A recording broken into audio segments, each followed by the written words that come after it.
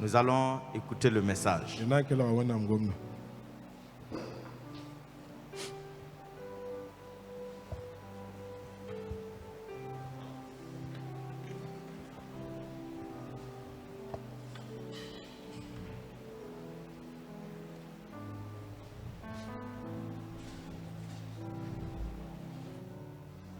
Nous vous saluons ce matin dans le beau et précieux nom de Jésus, notre Seigneur, notre Sauveur. Après, n'est-ce pas, 2 mois d'absence, hein? Nous rendons grâce au Seigneur parce qu'il nous permet de reprendre tout doucement le chemin de l'Église. Et je voudrais remercier le Seigneur pour la présence de frères et sœurs. Avec toutes ces dispositions qui sont prises, vous voyez, voilà. C'est vraiment une joie pour nous de revoir tout le monde. Même si pour le moment on ne peut pas voir les dents dehors. Mais nous avons foi que Dieu est à l'œuvre et qu'il écoute nos prières et que certainement il va donc ôter cette maladie et nous permettre de reprendre sereinement, n'est-ce pas, les activités au sein de notre communauté. Je voudrais aussi remercier le Seigneur pour sa bonne main qu'il a étendue sur les frères, sur les sœurs, ceux qui étaient malades, ainsi de suite, pendant donc cette période, ceux qui ont eu des difficultés.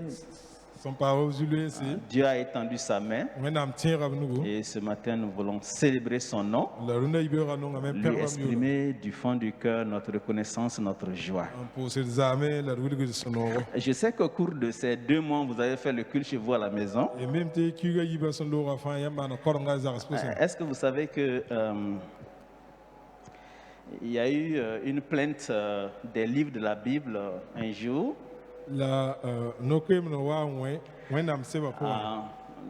Matthieu, Luc, Jean, ainsi de suite, et puis les autres là. Ils se sont plaints parce qu'il y a un livre qui est le mieux utilisé. Est-ce que vous connaissez le livre qui est le mieux utilisé?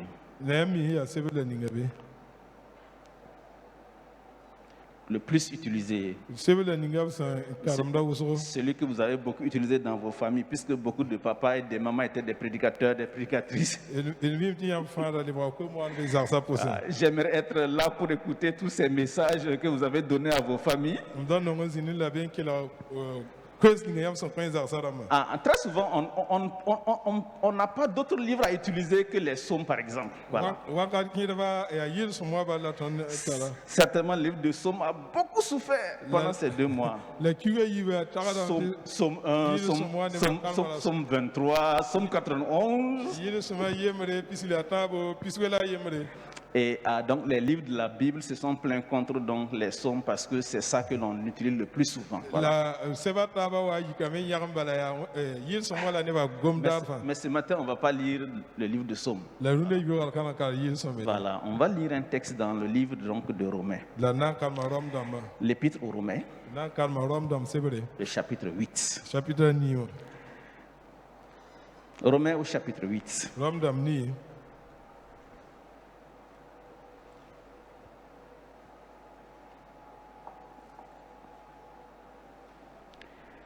Romains au chapitre 8. Il fait suite à notre message que nous avons donné il y a le dimanche surpassé. Pour ceux qui nous ont suivis pendant ces 2 mois sur YouTube, c'est ça?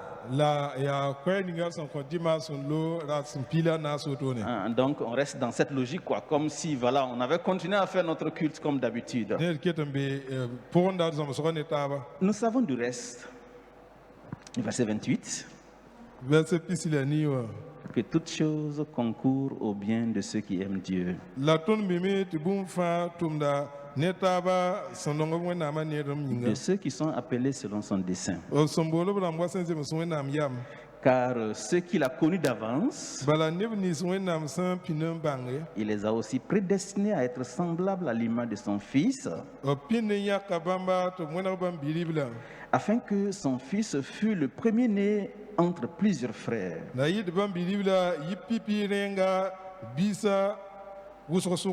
Et ceux qu'il a prédestinés, il les a aussi appelés. Et ceux qu'il a appelés, il les a aussi justifiés. Et ceux qu'il a justifiés, il les a aussi glorifiés. Que dirons-nous donc à l'égard de ces choses? Si Dieu est pour nous, qui sera contre nous? Lui qui n'a point épargné son propre Fils, mais qui l'a livré pour nous tous, comment ne nous donnera-t-il pas aussi toutes choses avec lui? Qui accusera les élus de Dieu? C'est Dieu qui justifie. Qui les condamnera? Christ est mort. Bien plus, il est ressuscité. Il est assis à la droite de Dieu. Et il intercède pour nous. Qui nous séparera de l'amour de Christ? Sera-ce la tribulation, ou l'angoisse, ou la persécution, ou la faim, ou la nudité, ou le péril, ou l'épée?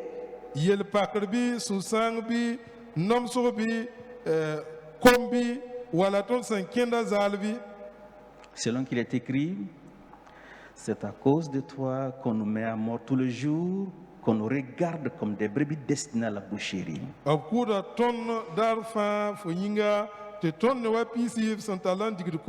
Mais dans toutes ces choses, nous sommes plus que vainqueurs par celui qui nous a aimés.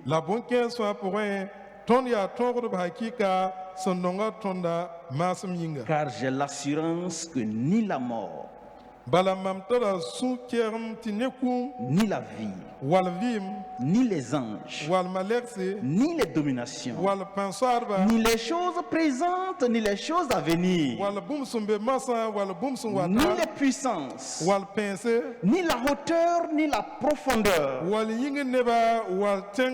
ni aucune autre créature ne pourra nous séparer de l'amour de Dieu manifesté en Jésus-Christ notre Seigneur.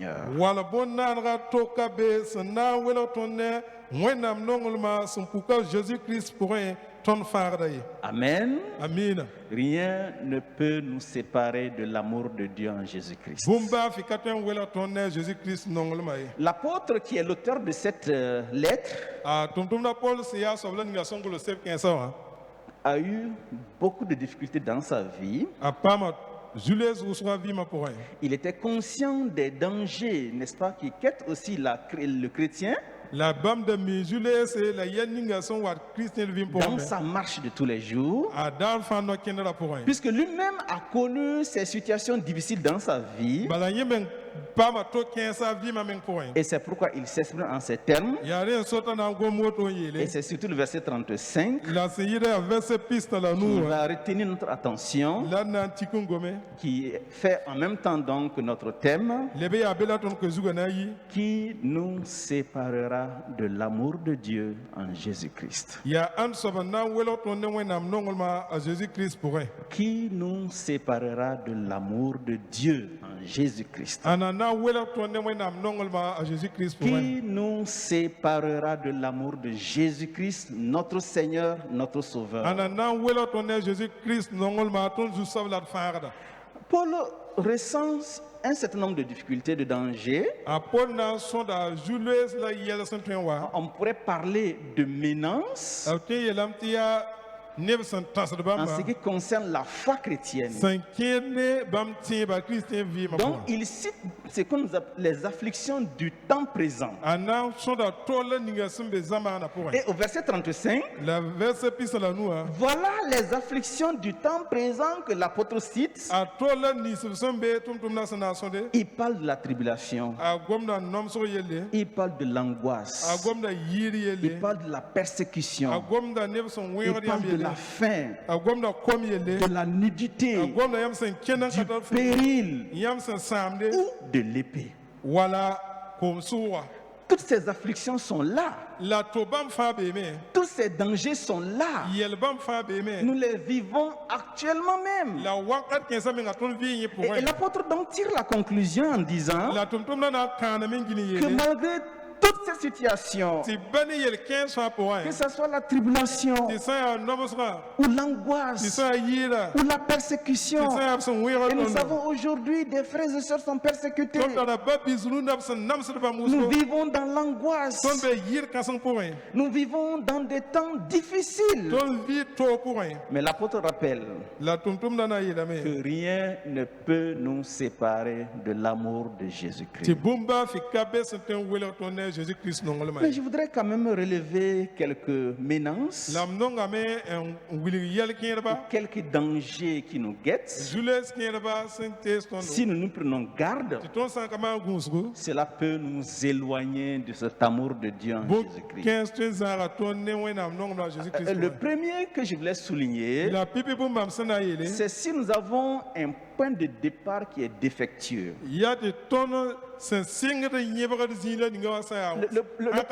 Le point de départ est essentiel pour poursuivre la marche. Et nous pouvons avoir un point de départ qui n'est pas solide. On peut mal débuter, mal commencer en quelque sorte. S'il n'y a pas une véritable conversion, s'il n'y a pas une véritable nouvelle naissance, si nous n'avons pas passé par un changement profond et radical, les tribulations vont venir, l'angoisse va venir, les autres choses vont suivre, et ce qui peut nous permettre de tenir, c'est une véritable conversion. En 2 Timothée au chapitre 3, verset 5, Paul parle des frères et des sœurs qui étaient du milieu de nous et qui sont sortis. Et il dit, ils étaient au milieu de nous, mais ils sont sortis car ils n'étaient pas des nôtres. Tout simplement parce qu'ils venaient à la communauté, à l'église, on peut dire, participaient, n'est-ce pas, aux activités, mais leur cœur n'a pas connu un véritable changement. Ils sont parfois chrétiens de l'extérieur. Leur foi est superficielle, mais n'ont pas fait une véritable conversion. À tous ceux qui l'ont reçu, elle a donné le pouvoir de devenir enfant de Dieu. 1 Jean au chapitre 1, verset 12. Et en Actes au chapitre 1, on nous donne l'histoire de Judas. Et l'auteur des Actes dit ceci, que voilà quelqu'un qui était du milieu de nous, un disciple qui a suivi le Seigneur Jésus, qui a marché avec lui, qui a vu ses miracles, mais qui n'a pas pu, n'est-ce pas, aller jusqu'au bout. Et le texte dit au verset 18, le verset 17, le chapitre 1, verset 17, en parlant de Judas, le texte dit, il était compté parmi nous et il avait part au même ministère. Cet homme, ayant acquis un champ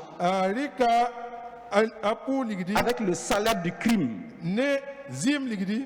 est tombé, s'est rompu par le milieu du corps et toutes ses entrailles se sont répandues. Judas, après avoir vendu le Christ, a eu de l'argent, a voulu acquérir un champ, une propriété, et finalement va regretter son acte, mais n'est pas retourné vers le Christ, bien sûr. Et Acte nous dit, Luc qui rédige ce texte, il allait se donner la mort. Judas est allé se pendre. Et c'est comme si quelqu'un qui s'est pendu et la corde s'est rompue. Le texte dit qu'il est tombé. Il s'est rompu par le milieu et que ses entrailles se sont répandues. Voici la fin de quelqu'un qui était du milieu de nous. La deuxième chose qui peut être un danger pour nous, c'est la négligence de notre culte personnel. Et bien sûr, de notre culte, le culte ensemble, le culte de la communauté, bien sûr. Pour chaque chrétien, pour résister aux temps difficiles, nous devons nous nourrir constamment de la parole de Dieu. Et c'est pourquoi Dieu parlait au prophète Ézéchiel en l'invitant à manger la parole de Dieu. Dieu dit à Ézéchiel, au chapitre 3, le verset 1, mange cette parole, consomme en quelque sorte la parole. Et il dit, remplis ton ventre, remplis tes entrailles, que cette parole de Dieu prenne place en nous, que nous soyons nourris par elle pour résister à la tribulation, aux tentations, aux épreuves, aux situations qui vont venir.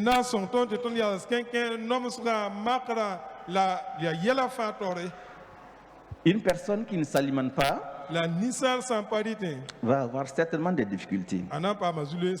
Et c'est comme un corps, une partie de votre corps qui n'est pas bien alimentée. Il va connaître la gangrène et finalement donc ne peut pas donc évoluer. En Colossiens au chapitre 3, verset 16, le texte dit que la parole de Dieu demeure en vous dans toute sa richesse. Voyez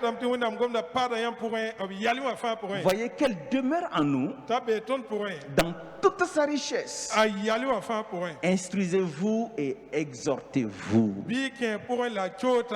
Beaucoup de personnes, n'est-ce pas, se dégonflent parce qu'ils ne sont pas bien nourris. Leur vie spirituelle n'est pas bien alimentée. Et pendant ces temps de tribulation, ces temps d'angoisse, ces temps de persécution, nous devons nous nourrir de la parole de Dieu afin de pouvoir avancer, avoir de la nourriture solide pour pouvoir tenir. Nous devons nous trouver du temps pour notre propre méditation personnelle. Mais aussi, s'il y a la possibilité, nous devons nous joindre à la famille de Dieu. Parce que nous avons besoin, n'est-ce pas, de nous encourager les uns les autres. En Hébreux chapitre 10, le verset 25, il est écrit: n'abandonnons pas votre assemblée. N'abandonnez pas votre assemblée, votre communion, comme quelques-uns ont coutume de le faire. Pour tenir ferme dans les temps difficiles. La vie communautaire aussi est importante.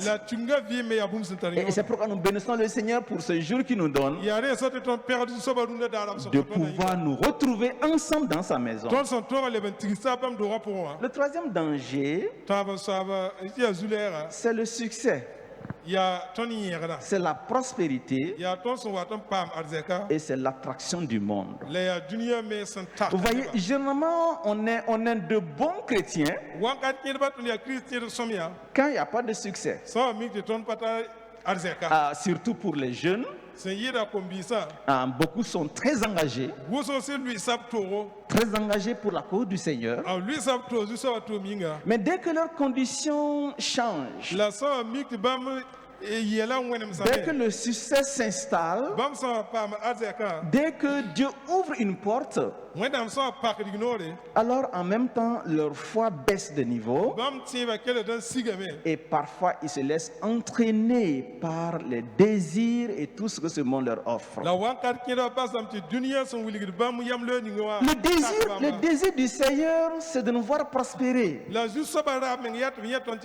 désir, c'est que nous vivions aussi dans le succès. Mais le succès, la prospérité ne doit pas être donc des moyens de nous écarter de la voie du Seigneur.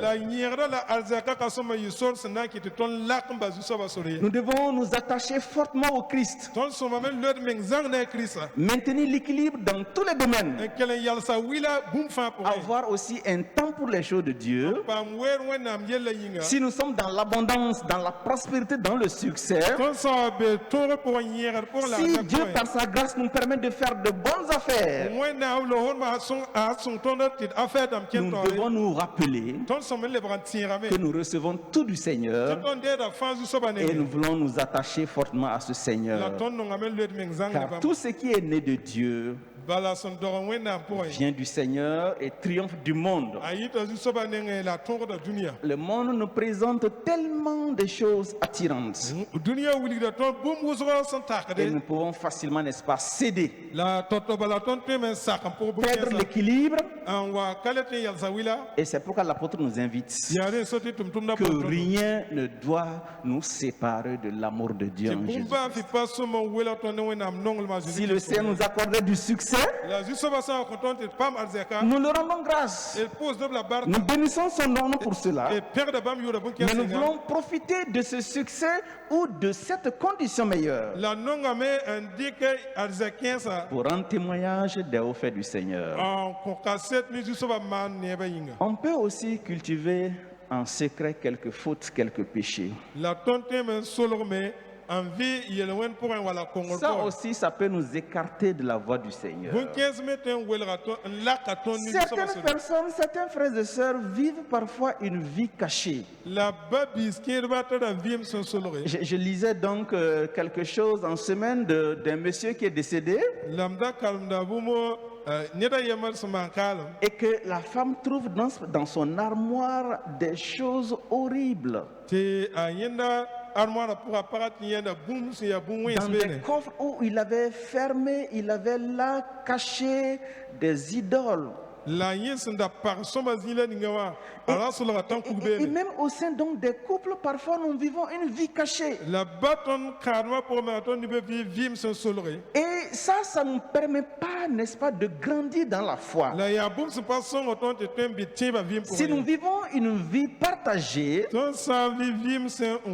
il est clair que nous ne pouvons pas bénéficier pleinement de l'aide du Seigneur. Ésaïe au chapitre 59, le verset 1 et 2 dit ceci: que la main de l'Éternel n'est pas trop courte et que son oreille n'est pas dure, mais ce sont nos fautes qui lui cache sa face. Notre vie intérieure doit être changée et transformée. Évitons de cultiver des péchés secrets, parce que ça finit par grandir et nous faire beaucoup de tort. Cinquièmement, on peut aussi être séduit par un faux enseignement. En 2 Corinthiens au chapitre 11, le verset 15, Paul parle des ministres qui se déguisent en ministres de justice. Surtout en ce temps qui court, quand vous regardez, vous allez sur les différentes chaînes.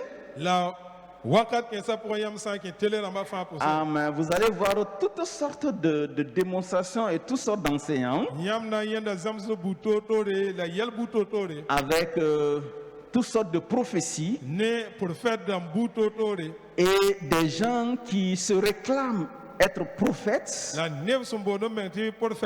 qui annoncent des choses qui ne vont pas du tout se réaliser,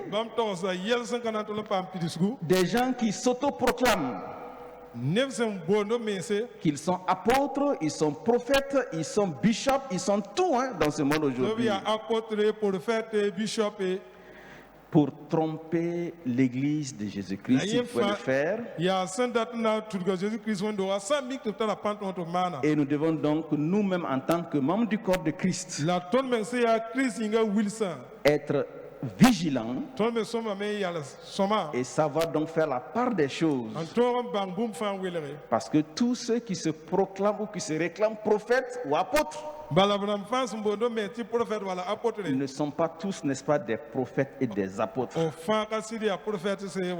Ils ne sont pas tous forcément des enseignants de Dieu. Il y a des faux apôtres, il y a de faux ouvriers. L'Écriture nous parle des ouvriers qui peuvent nous tromper. Frères et sœurs, en ces temps qui courent, ces temps difficiles que nous traversons, le chrétien doit être averti de ces dangers-là. Il doit être averti de toutes ces situations qui peuvent se présenter et vivre une vie chrétienne réelle et authentique. Et la dernière chose que je voulais souligner, c'est la force du mal, la puissance des ténèbres. En ces temps qui courent, le chrétien est appelé à affronter les forces du mal.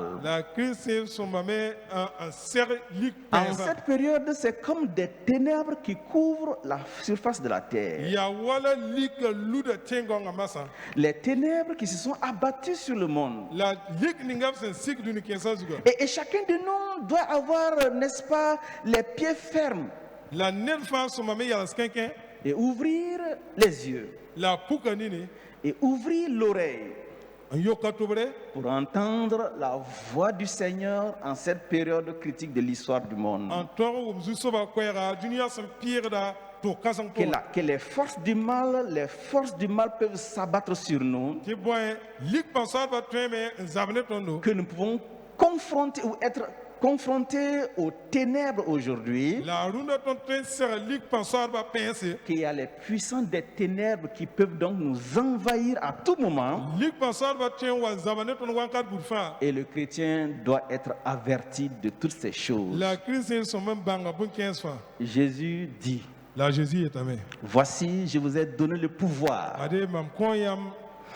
de marcher sur les scorpions et sur les serpents et sur toute la puissance des ténèbres, et rien ne pourra vous nuire. Le Seigneur était conscient de ces scorpions, de ces serpents, de la puissance des ténèbres. Et en Luc au chapitre 18, il avertit l'église. Il donne déjà des conseils à l'église. Il nous donne des conseils, mais en même temps, il nous rassure de son assistance. Et il dit qu'il nous a donné le pouvoir de marcher sur la puissance des ténèbres. Voici, je vous ai donné le pouvoir de marcher sur les serpents, les scorpions et sur toute la puissance de l'ennemi. Et rien ne pourra vous nuire. Nous allons rencontrer nos luttes et nos défis, mais le Christ nous rassure de son soutien et de son assistance. Parfois, c'est parce que nous voulons faire du bien. Parfois, nous voulons rendre témoignage. Parfois, nous voulons vivre une vie chrétienne sereine.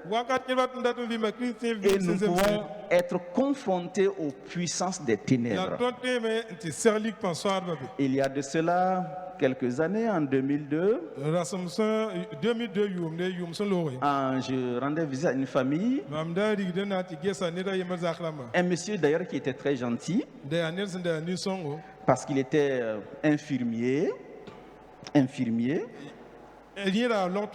et avait assisté donc madame pendant une intervention à un moment donné. Et quand je suis allé chez lui, un soir, il avait eu un accident. Et il a eu une fracture au niveau de la jambe jusque là. Et on avait mis donc un plâtre. Donc il était presque assis, ne pouvant pas donc se mouvoir. Et il était 16 heures par là.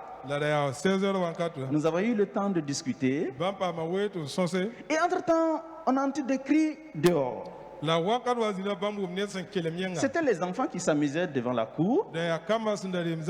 Et lui, son petit garçon de 4-5 ans était de ce groupe. Et leurs voisins avaient un puits perdu qui n'ont pas couvert. Ils ont mis ça hors de la cour et ils ont refermé avec une tôle. Et les enfants s'amusaient, jouaient ballon. Et le fils de ce monsieur est monté sur la tôle. Paf, il est parti dans le puits perdu. Et les enfants sont venus pour dire, papa, un tel Eric est tombé dans le trou.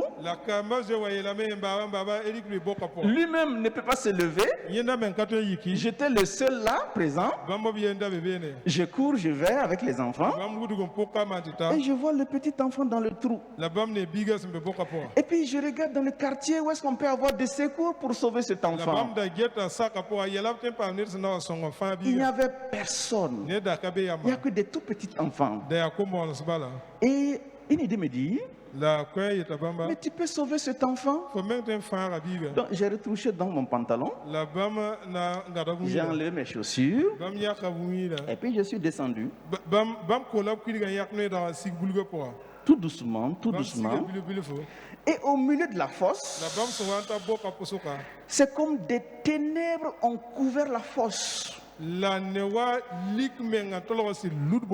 une voix me dit, tu as fait l'erreur de descendre dans ce trou. Et que tu ne ressortiras plus. Et toi et l'enfant, vous allez tous périr. J'ai dit, Seigneur, aide-moi. Parce que je ne comprends plus du tout. La lumière, il n'y avait plus de lumière.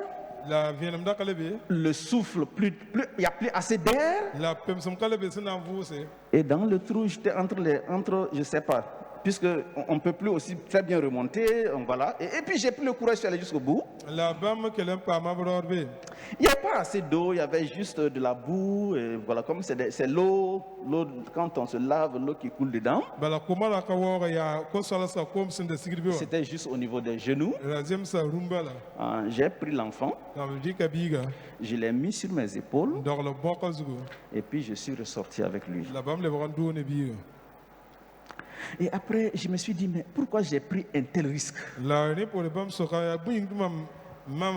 Mais effectivement, que la puissance des ténèbres pouvait t'étrangler là. Qu'à tout moment, dans notre vie de tous les jours, nous pouvons être attaqués par l'ennemi. Et Paul dit que rien ne nous sépare de l'amour de Dieu en Jésus-Christ. Que ce soit la faim, la nudité, le péril, l'épée, tout ce que nous pouvons connaître comme difficulté, que rien ne nous sépare de l'amour de Dieu en Jésus-Christ. En cette période, frères et sœurs, nous avons besoin, n'est-ce pas, de redoubler d'efforts. Nous avons besoin de nous attacher fortement au Seigneur. de nourrir notre âme, d'avoir une méditation personnelle pour notre propre vie spirituelle. Et si nous n'avons pas fait une véritable conversion, c'est aussi l'occasion pour nous de changer et de nous confier totalement au Seigneur. Si nous ne sommes pas passés par la nouvelle naissance véritable, Dieu nous invite à un changement profond. Si le Seigneur donne du succès, de la prospérité, cela ne doit pas donc nous éloigner du Seigneur, mais au contraire nous permettre, n'est-ce pas, de servir Dieu dans la position que le Christ nous a placée. Qui nous séparera de l'amour de Dieu en Jésus-Christ? Qui peut nous retirer, nous faire abandonner cette voie du Seigneur? Dans toutes ces choses, nous sommes plus que vainqueurs en Jésus-Christ. Que Dieu nous bénisse. Amen.